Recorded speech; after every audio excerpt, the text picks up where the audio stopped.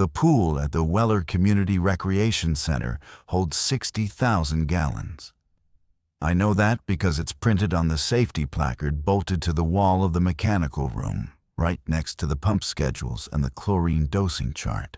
60,000 gallons, 4 lanes, 25 yards, depth graduating from 3.5 feet to 9. Built in 1996, renovated once in 2014. New tile, new gutters, upgraded filtration. The ceiling is 22 feet of corrugated steel with skylights that get pressure washed every April. On a busy Saturday morning, you can have 40 people in the water and another 30 on the deck. And the noise is like being inside a machine. It's the opposite of a quiet place. It is loud, bright, chlorine sharp, and full of living bodies. I need you to understand that about the Weller Pool. It is not abandoned. It is not forgotten. It is the most used public facility in the borough of Granton, Pennsylvania. And on any given weekday between the hours of 3 and 6 in the afternoon, it is so crowded with children that you can barely see the lane lines. I've worked there 4 years. My name is Nora Egan. I'm a pool operations coordinator, which is a title that means I handle scheduling, chemical logs, incident reports, and the day-to-day logistics of keeping a public aquatic facility running without killing anyone. It is not a glamorous job.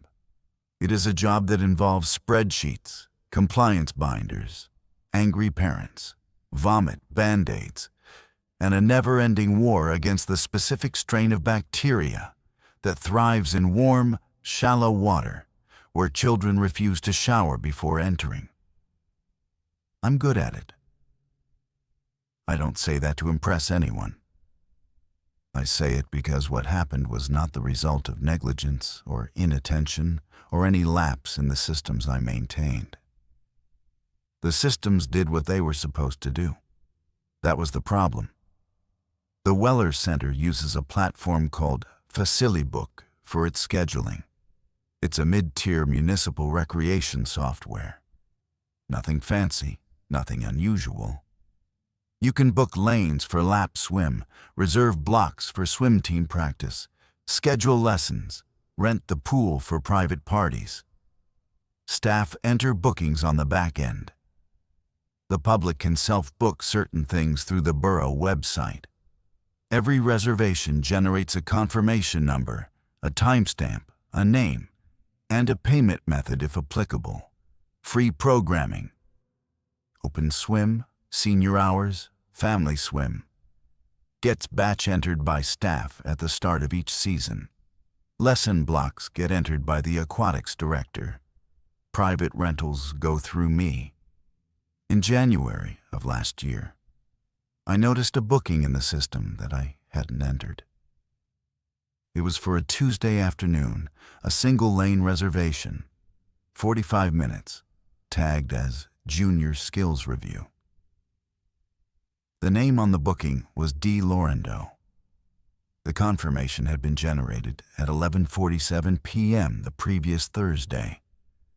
There was no payment attached because the booking type was categorized as staff-initiated programming, which doesn't require payment processing. It just bills against the department budget. I didn't think much of it. Tanya Osei, our aquatics director, enters lesson blocks all the time, and I assumed she had created it and I'd missed the memo. I sent her a message asking if she'd scheduled a skills review for Tuesday, and she said no. I checked with Marcus Pratt, our head lifeguard, who has limited booking access. He said no.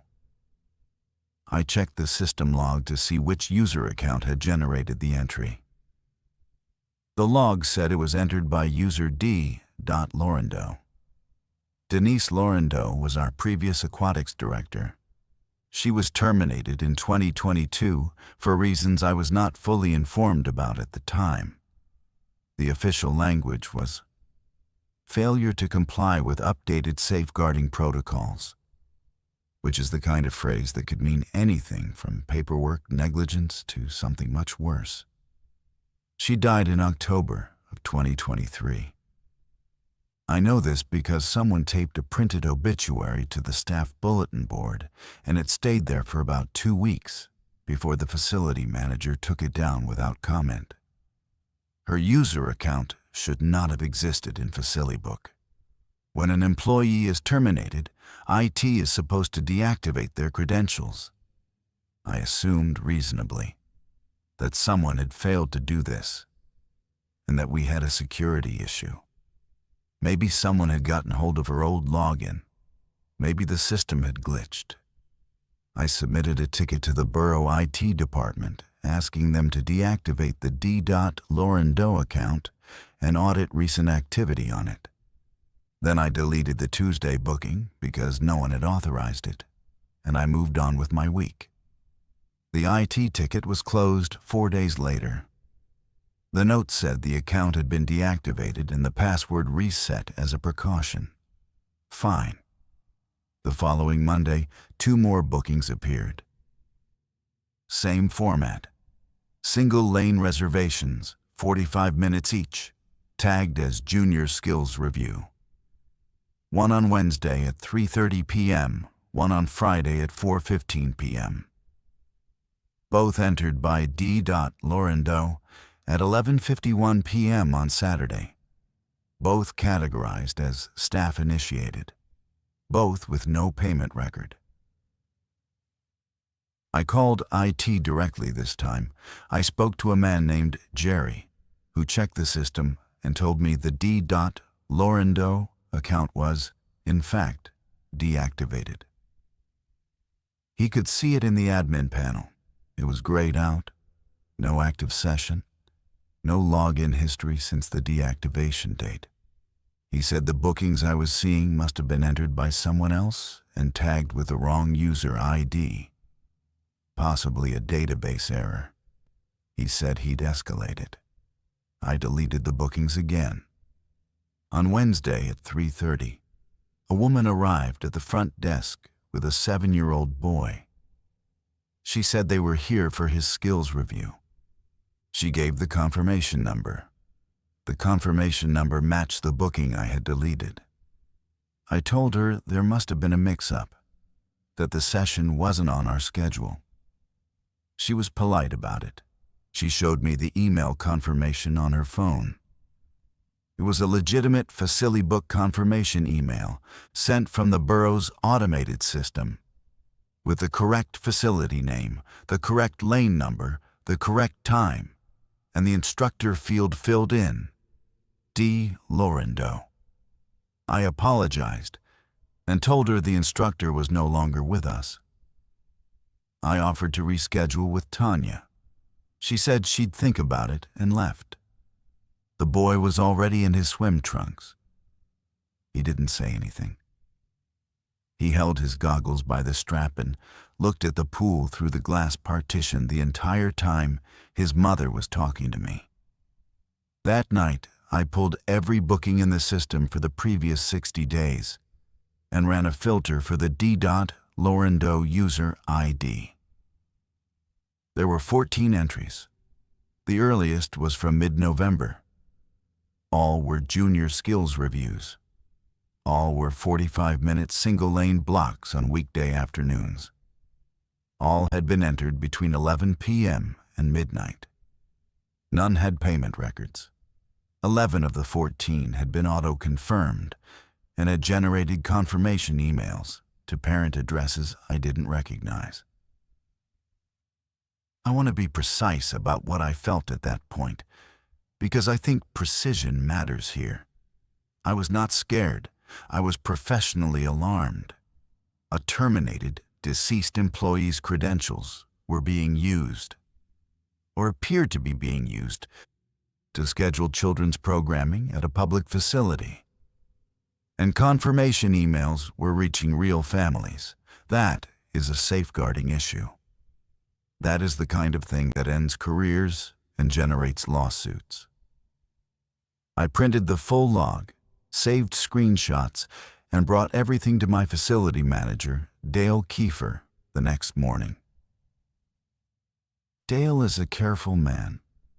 Former Parks Department, 22 years in municipal recreation. He does not panic. He looked at the printouts. He asked me if I was sure the account had been deactivated. I told him Jerry in IT had confirmed it twice. He asked me if anyone else had access to the system who might be entering bookings as a joke or a test. I told him no, and that even if they did, they couldn't send confirmation emails from a deactivated user account. He was quiet for a while. Then he said he'd handle it from here and asked me not to discuss it with other staff until he'd spoken with the borough solicitor. I want to tell you about Tanya now, because Tanya is the reason this didn't end where Dale wanted it to end. Tanya Osei had been at Weller for 6 years.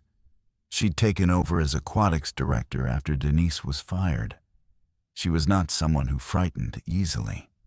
She'd worked pools in Philadelphia, Atlantic City, and Camden before coming to Granton. And she had the calm, flat authority of a person who had pulled a drowning child out of the water more than once and understood that panic was a luxury she could not afford. She was also the person who had originally reported Denise Laurendeau for the safeguarding violations that led to Denise's termination. I didn't know this at the time. I learned it later, and it changed the shape of everything. 3 days after I brought the printouts to Dale, Tanya came to me in the mechanical room during the midday adult lap swim. She closed the door behind her, which she had never done before, and asked me if I had been deleting junior skills review bookings from the schedule. I said yes. She said she knew, because she'd found them too. She said she'd found them weeks before I had, and had been deleting them quietly, hoping they'd stop. She told me she hadn't reported it because she didn't want to say Denise's name out loud in a professional context again. She said the first time she saw the D. Laurendeau tag on a booking, she'd felt something she described as a kind of nausea that wasn't physical. She said she'd been checking the schedule every morning at 5 a.m. before anyone else arrived, scanning for the bookings, deleting them, and telling no one. She said it had been happening since October. October, a full month before the earliest entry I'd found, which meant either the system logs had been altered to hide the older entries, or Tanya had been so thorough in deleting them that no trace remained in the 60-day window I'd searched. I asked her how many she'd deleted. She said she didn't know. She said she'd stopped counting after 30. I asked her if any of those bookings had generated confirmation emails before she caught them. She looked at me for a long time. Then she said yes. She said at least 5 or 6 had gone out. She said she'd tried to contact the families using the email addresses in the confirmations, but the addresses were all generic Gmail accounts with strings of numbers, no names. She'd sent messages explaining that the bookings were made in error and that the instructor listed was no longer employed by the borough.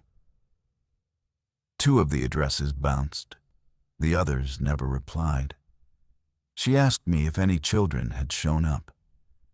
I told her about the woman and the boy on Wednesday.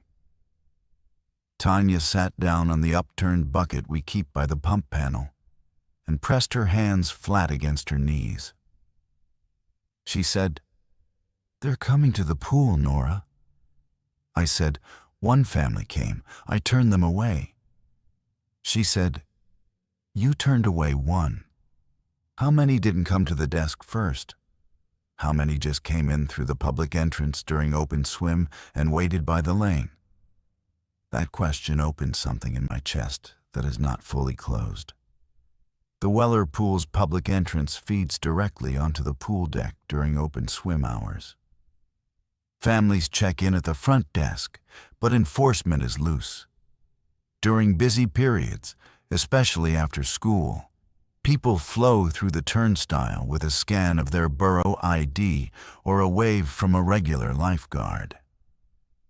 A child arriving with a parent, carrying a swim bag, heading for a specific lane at a specific time, would be invisible. They would look like every other family there for lessons. Tanya's own lesson groups ran in lanes 1 and 2. Lane 4, the deep water lane, was typically open during the junior skills review time slots. If someone had shown up, settled at the edge of lane 4, and waited for an instructor who never appeared, or who had appeared in some form I do not want to describe, they would have been indistinguishable from the general traffic of a functioning public pool. Tanya and I agreed to do something Dale had told me not to do. We told Marcus. Marcus Pratt is 26 years old and has the specific, unshakable competence of a person who became a lifeguard at 16 and never stopped. He is on the deck for every afternoon shift. He watches the water with the kind of attention that most people reserve for things they love. And I believe he does love it.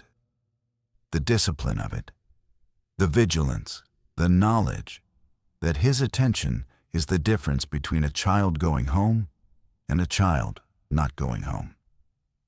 If anything unusual had happened at Lane 4 during the junior skills review windows, Marcus would have seen it. We asked him. We did not frame it as a ghost story. We framed it as a scheduling error. Unauthorized bookings, possible unauthorized lessons. Had he noticed anything at Lane 4 on recent weekday afternoons that looked like a private lesson in progress? He said yes. He said he'd noticed it 3 times. A child. Different children, he thought, though he wasn't certain. Standing at the edge of Lane 4 with goggles and a kickboard, as though waiting for instruction. No adult in the water with them. Each time, he'd assume the kid was early for a lesson with Tanya, or was just playing around between open swim and lesson blocks. Each time, the child had eventually entered the water and swum laps. Basic skills work, face in the water, flutter kick, streamlined glide. Textbook beginner progressions. He'd watch them because that's his job, and he said the swimming was good, controlled, practiced, like someone was teaching them. I asked him if anyone was teaching them, if there was an adult nearby, on the deck, giving directions. He said no. He said the kids just seemed to know what to do. He said one of them, a girl, maybe 8, had done a drill he recognized from Denise Laurendeau's old lesson plans. A specific breathing exercise that Denise had developed herself. A 3-count exhale with a head turn that Denise used to call the metronome. Marcus knew it because he'd assisted Denise's classes before her termination. He said he'd watched this girl execute the metronome drill perfectly, alone in Lane 4, at 4:20 on a Thursday afternoon. And he hadn't thought about it again until we asked. Tanya's face when he said the word metronome is something I will not forget. It was not fear. It was recognition. The recognition of someone who has been waiting to hear a specific word and has just heard it. She told us then why Denise had really been fired. The official reason, safeguarding protocol violations, was technically accurate but strategically vague. What had actually happened was that Tanya had discovered Denise conducting private lessons with children outside of scheduled programming. Not secretly, exactly. Denise was the aquatics director. She had the authority to schedule lessons. But without parental enrollment forms, without the required background check verified assistant present, and without logging the sessions in Facilibook. Tanya had found children in the pool with Denise during hours when the pool was supposed to be closed for maintenance. Early mornings, late evenings. The children were always beginners. They were always alone. No parents on the deck. Denise was always in the water with them. Tanya reported it because the protocol exists for a reason. You do not put an adult alone in the water with a child without documentation, without a second verified adult present, and without parental authorization on file. It doesn't matter how good your intentions are. It doesn't matter if the kids are learning. The rule exists because the rule has to exist. And Denise knew that, and she violated it repeatedly and systematically. But Tanya told us something else. She said that in all her years of coaching and teaching and overseeing aquatics programming, she had never seen anyone teach children to swim the way Denise did. The kids who came out of Denise's unauthorized sessions were transformed. Children who had been terrified of the water were doing confident, relaxed freestyle within weeks. Children with sensory issues who couldn't tolerate submersion were diving to the bottom and retrieving rings. It wasn't just skill. It was comfort. Denise produced children who were at home in the water in a way that Tanya, with all her training and certification, could not replicate.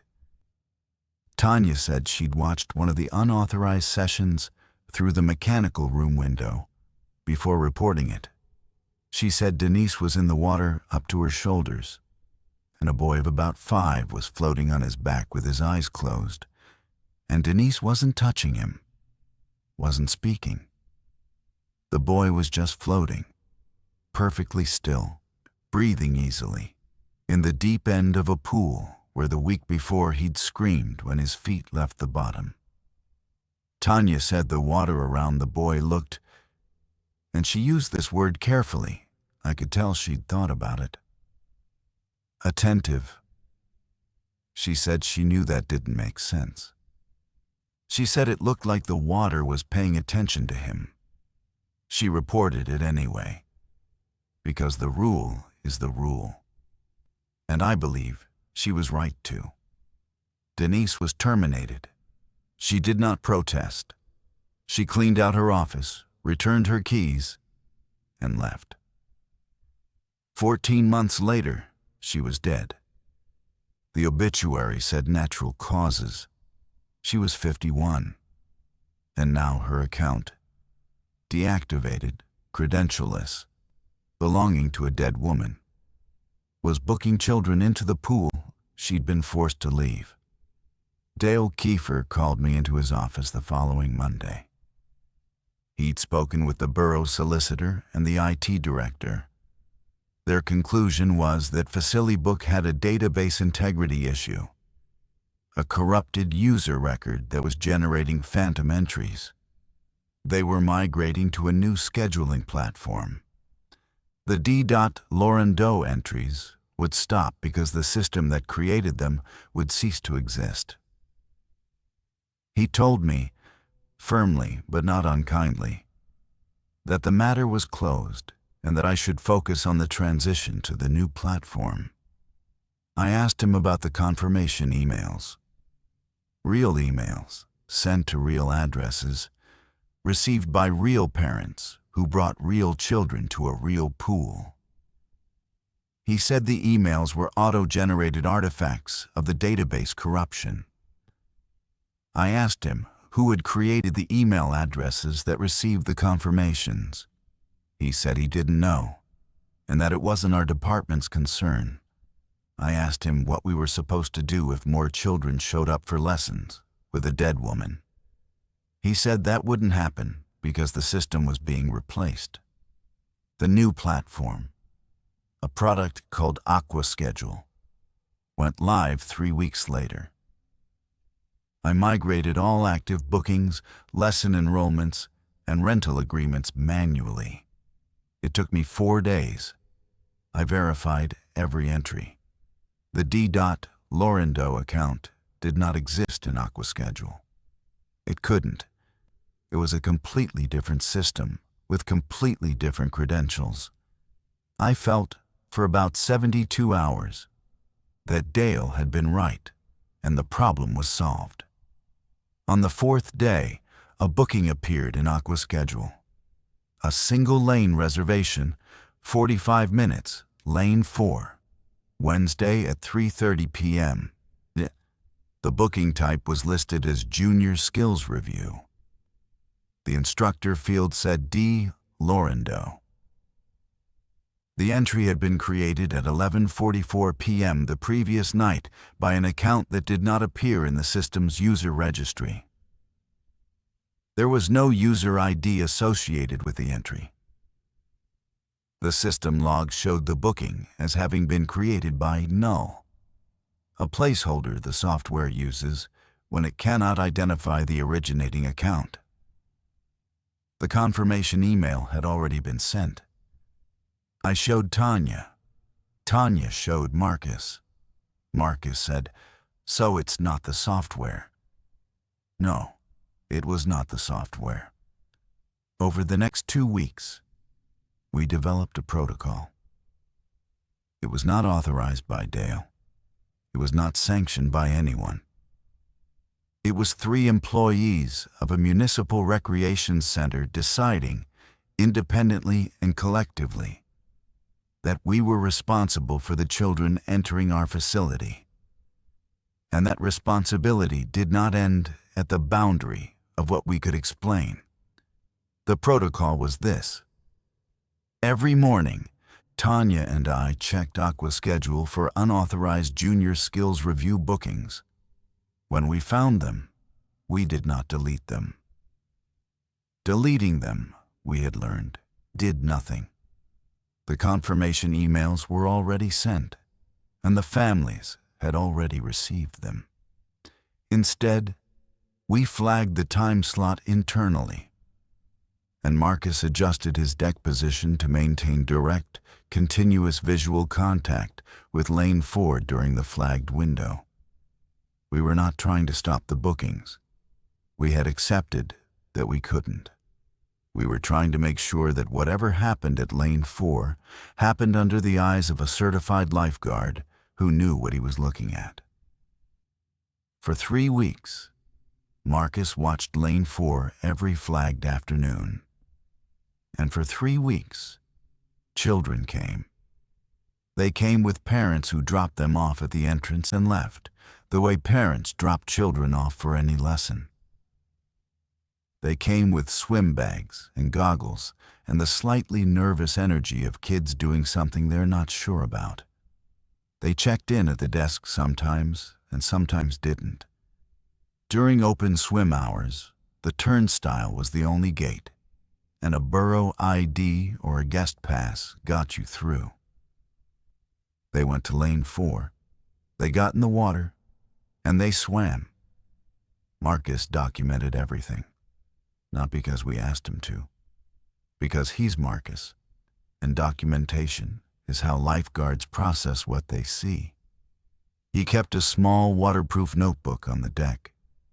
He logged dates, times, descriptions of the children, what drills they performed, how long they stayed, and whether any adult interacted with them during the session. His notes were meticulous. I have them. Over 3 weeks, he recorded 9 sessions involving 7 different children.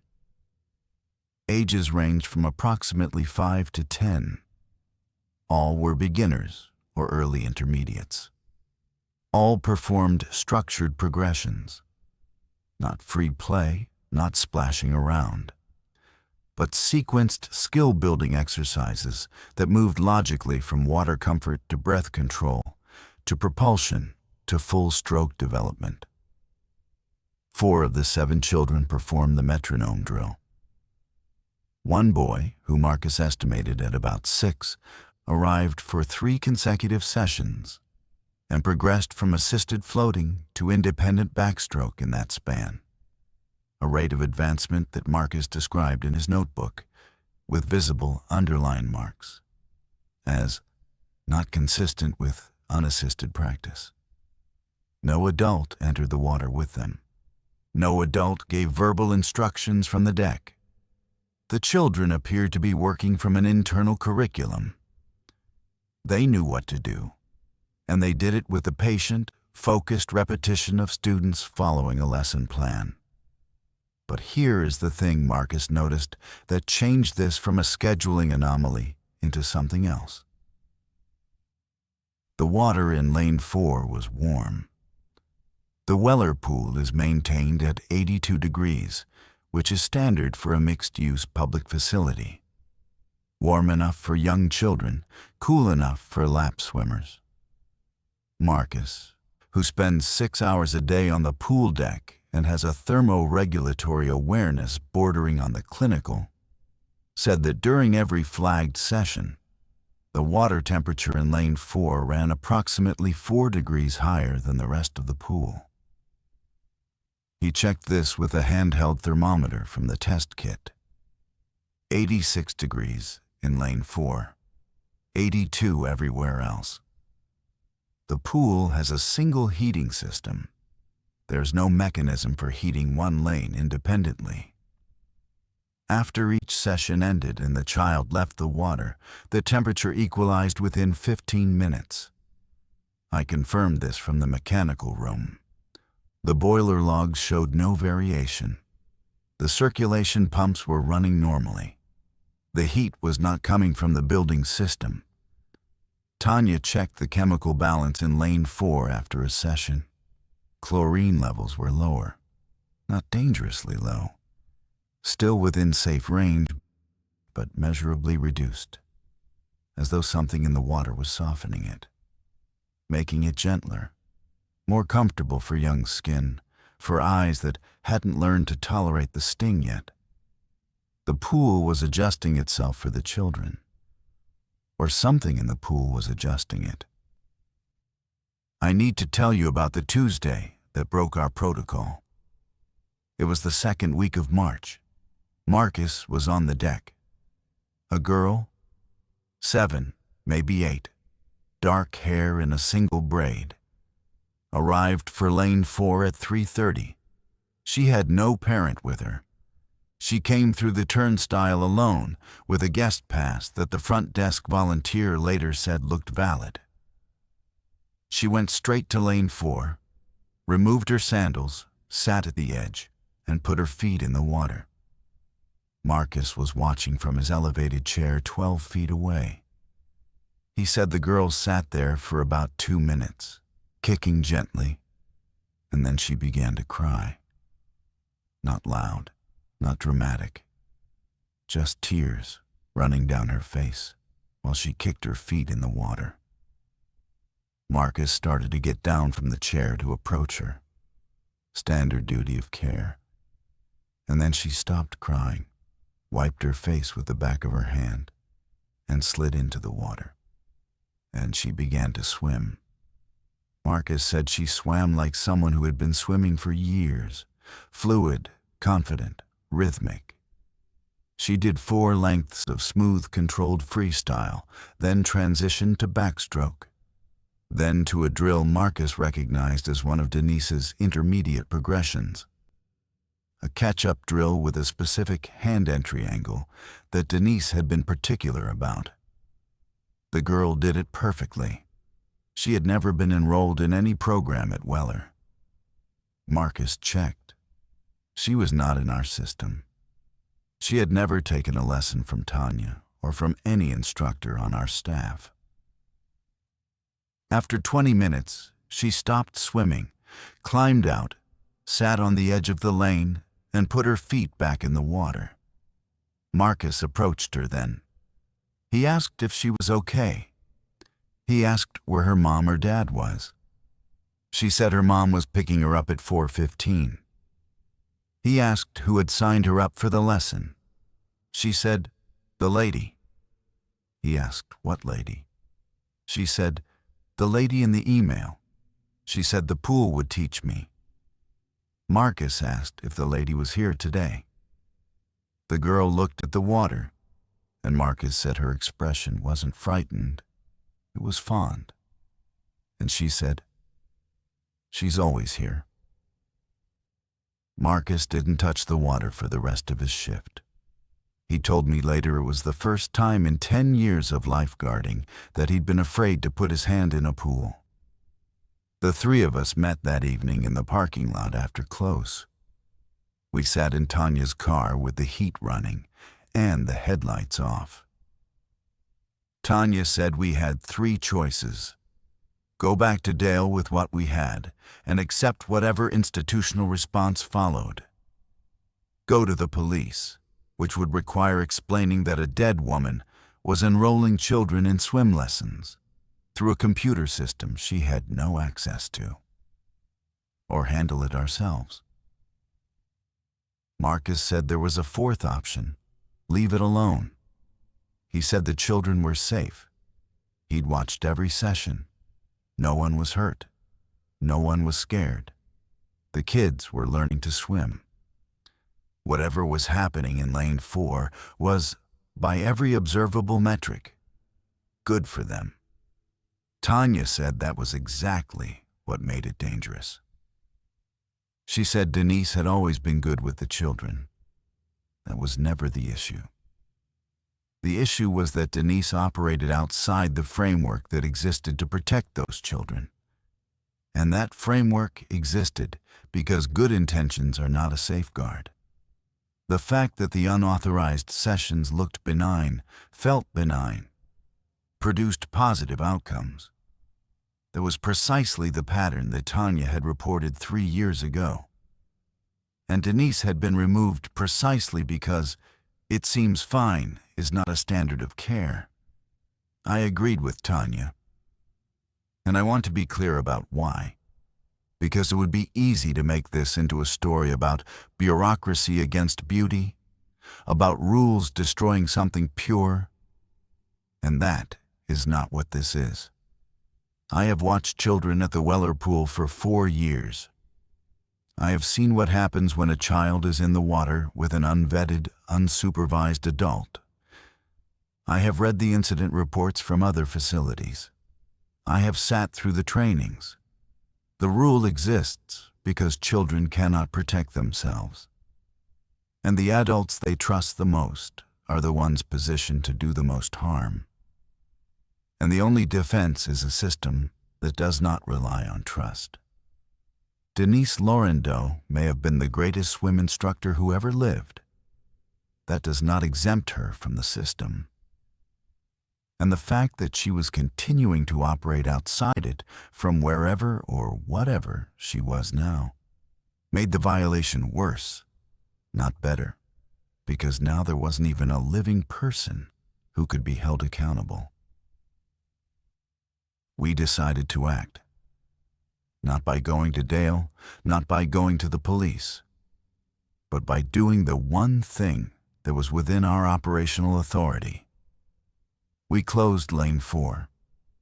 Tanya, as aquatics director, had the authority to designate lanes for specific purposes. She reclassified Lane 4 as a maintenance-restricted lane, citing a non-existent crack in the tile at the deep-water turn wall. She submitted a work order to the Borough Maintenance Department requesting inspection and repair. This gave us a legitimate basis to rope off the lane, drain a section if necessary, and keep anyone, any child, out of the water in that lane for as long as the work order remained open. We did it on a Friday. By Monday, Lane 4 was roped off with red and white lane closure barriers, the kind that click into the gutter on both sides and support a floating barricade. Standard equipment. Nothing unusual. I informed the front desk that Lane 4 was closed until further notice, and that any families arriving for lessons in that lane should be redirected to Tanya. Monday afternoon at 3:30, a boy arrived for a junior skills review in Lane 4. Front desk sent him and his mother to Tanya. Tanya explained that the lane was closed for maintenance and offered to enroll the boy in her next beginner group, which started in 2 weeks. The mother said that was fine. The boy was quiet. He kept looking toward the pool. Tanya said later that when the mother led him toward the exit, the boy turned back and said, "The water's still warm." They were on the far side of the lobby, 40 feet from the pool, behind 2 sets of glass doors. The boy could not have felt the water temperature from there. Tanya did not respond. 3 more families came that week. Each was redirected. Each was offered alternative programming. Each accepted, though one mother seemed confused. She said she'd specifically been told this instructor was the best, and she wanted to know when Denise would be available again. Tanya said Denise was no longer with the facility. The mother said that was odd, because she'd spoken with her on the phone last week. Tanya asked when. The mother checked her call log. Thursday, 9:47 p.m. She'd received a call from an unrecognized number. A woman's voice, warm, professional, unhurried, had introduced herself as Denise from the Weller Center, explained the Junior Skills Review Program, and answered the mother's questions about her son's readiness for lessons. The call had lasted 11 minutes. The mother said Denise had been extremely knowledgeable, extremely patient, and had known details about the boy's specific fears: face submersion, water in his ears, that the mother was certain she had not mentioned. Tanya got the phone number from the mother's call log. She called it that night from the pool office. It rang 4 times and connected. There was no voice. There was the sound of water. Not running water, not ocean waves. The specific, enclosed, reverberant sound of an indoor pool. The ambient acoustics of a large, still body of water in a concrete and steel room. Tanya recognized it immediately. It was the sound of the Weller pool after hours, when the pumps cycle down and the filtration runs on its lowest setting. She had heard that sound 1,000 times. She'd closed the building alone, walked the deck in the dark, listened to the pool breathe. She listened for 45 seconds. Then a voice, and Tanya said she could not confirm it was Denise's voice, but she could not deny it either. Said, "The lane is closed." A pause. That was a choice you had every right to make. Another pause. The children will still need to learn. The call ended. Tanya did not come to work the next day. She called in sick, which she had not done in 3 years. When she came back on Thursday, she was composed, professional, and visibly operating on a level of determination I had not seen from her before. She told me and Marcus that we were going to end this, not manage it, end it. Her plan was specific. The bookings came through the digital system, but the mechanism, whatever it was, appeared to be anchored to the physical pool. The water temperature anomaly, the chemical softening, the acoustic signature on the phone call. Whatever Denise was or had become, it was in the water. In that specific water, in that specific pool, in the building she had worked in for 11 years. Tanya proposed a full drain. A full pool drain at a public facility is not a small thing. 60,000 gallons takes approximately 14 hours to empty through the main drain valve. The pool must be closed. The deck must be cleared. The chemical system must be flushed. The walls and floor must be pressure washed before refilling. It is a standard maintenance procedure. Most pools do it annually. But it requires scheduling, staffing, and at least a week of downtime. More importantly, it requires authorization from the facility manager. Tanya went to Dale. She did not mention Denise. She did not mention the bookings. She told him the filtration system was underperforming, that the chemical balance had been inconsistent, and that she was recommending an early season drain and full system flush.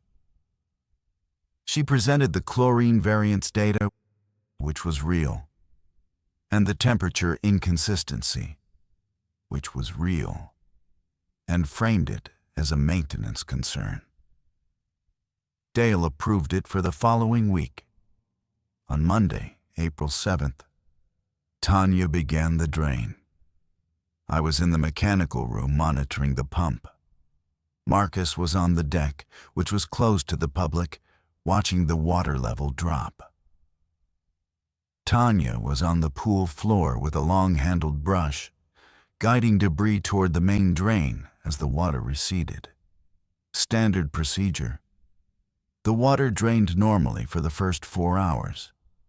Then, at approximately 2 p.m., when the water level had dropped to about 18 inches across the shallow end and 3 feet in the deep end, the drain slowed.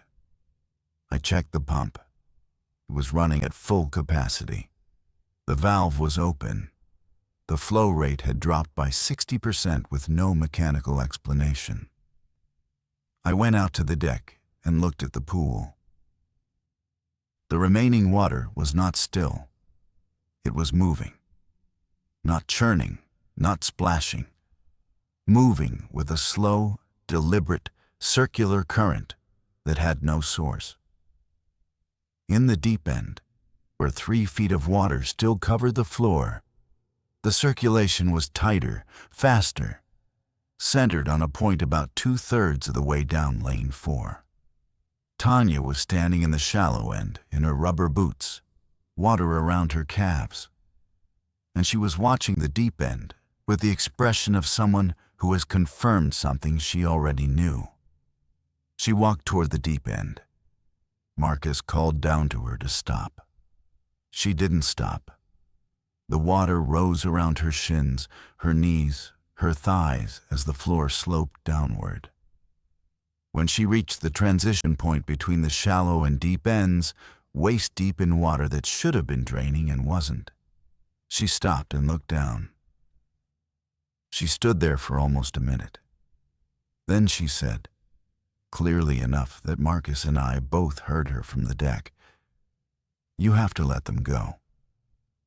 The water around her went flat, perfectly, instantaneously still. Not calm, still, in a way that water in a draining pool with active pumps should never be. The surface looked like glass. Tanya's reflection was perfect and unbroken on it. Then the drain resumed. The flow rate returned to normal, then exceeded normal.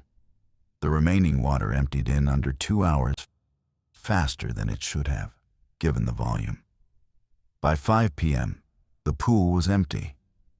60,000 gallons of water gone. The tile gleamed under the overhead lights.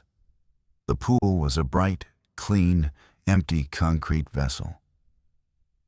And the silence in the building was the loudest thing I'd ever heard. We kept the pool empty for 6 days. We pressure washed every surface. We inspected every drain grate, every return jet, every tile seam. We flushed the entire filtration and chemical system. On the 7th day, we began refilling with fresh water from the borough supply. It took 16 hours. We balanced the chemicals. We ran the filtration for 48 hours. We tested every parameter. On the first day the pool reopened, I checked Aqua schedule. No unauthorized bookings. I checked the next day, and the next, and the next. Nothing. For 2 weeks, The system was clean. No D. Lorendo entries. No junior skills reviews. No null origin bookings. Lane 4 was open to the public and operating normally. The water temperature was a uniform 82 degrees. Marcus tested it twice a day, 82 everywhere. Tanya did not celebrate. She said she was waiting. I asked her what she was waiting for. She said she didn't know, but she'd know when it arrived. It arrived on a Thursday in late April. I was at the front desk covering a volunteer's lunch break when a woman came in with 2 children, a boy and a girl, maybe 6 and 8. She said she was here to register for the Junior Skills Review program. I told her we didn't have a program by that name. She looked confused. She said she'd found it on the borough website. I opened the borough recreation page on the desk computer. The current program listings were there. Tanya's lesson groups, open swim hours, water aerobics, senior lap, swim team practice. No junior skills review. I told the woman I didn't see it. She took out her phone and showed me a page that looked exactly like the borough recreation site. Same colors, same layout, same logo, with an additional listing. Junior Skills Review, Tuesdays and Thursdays, 3:30 to 4:15 p.m., Lane 4. Instructor D. Lorendo, ages 5 to 10, free, enroll here. The URL on her phone was not the borough's URL. It was close, 1 character different. It was a separate website designed to be indistinguishable from the official one, hosting a single additional program listing that directed families to the Weller Center pool. I took the URL down and gave it to Dale, who gave it to IT, who gave it to the borough solicitor. The site was taken down within 48 hours. It had been registered anonymously through a domain service that did not require identity verification. The hosting was paid for through a prepaid card. There was no trail. But in those 48 hours, the enrollment form on the fake site collected the names, email addresses, and children's ages of 19 families. We don't know how many of them came to the pool before the site was taken down. We don't know because during open swim hours, we don't track individual lane usage. And a child entering the water in Lane 4 would look like any other child in the pool. Marcus was watching. Marcus is always watching. But Marcus is 1 person, and the pool holds 40. And a child doing quiet drills in 1 lane while 35 other people splash and shout and swim around them is not a thing that announces itself. I checked Aqua schedule. No unauthorized bookings. The system was clean. Whatever had been entering the bookings had adapted. It was no longer using our systems at all. It had built its own. Tanya said something to me the day after the fake website was discovered that I have thought about every day since. She said, she was fired because she worked outside the system. So she built a new system. We drained the pool, so the pool isn't the only way in anymore. Every time we close a door, she just learns that she needs a door we don't control. She was right. And she was describing something that scared me more than anything that had happened in the water. Because what scared me about Denise, what scares me now, is not that she was haunting the pool. Haunting implies repetition, implies a recording, implies something stuck. Denise was not stuck. Denise was adapting. She was solving problems. She identified that her access to the scheduling system was blocked, so she found another way to reach families. She identified that the pool was drained, So she found another way to bring children to the facility. She was not replaying her life. She was continuing her work. And her work, the thing she had dedicated herself to with a passion that her termination had not stopped and her death had not ended, was teaching children to swim. That is the thing I cannot resolve. That is the thing that wakes me up. Because the children were learning, every one of them. Marcus saw it, Tanya saw it, I saw it. Children who arrived afraid of the water left confident. Children who couldn't float were doing laps. The metronome drill, Denise's drill, her personal creation, it worked.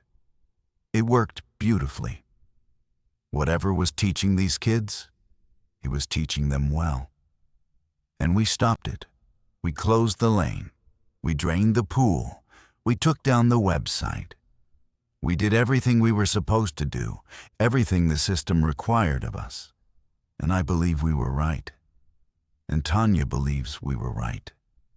And Marcus, who watched those kids swim with something close to awe, believes we were right. But the families are still out there. 19 of them from the website alone. God knows how many more from the emails, from the phone calls, from the confirmations that went out before we caught them. Families who were told that a patient, knowledgeable, extraordinarily gifted instructor would teach their children to be safe in the water, for free, at their local community pool. And when they arrived, we told them the program didn't exist. Last week, a boy drowned in a backyard pool in Granton.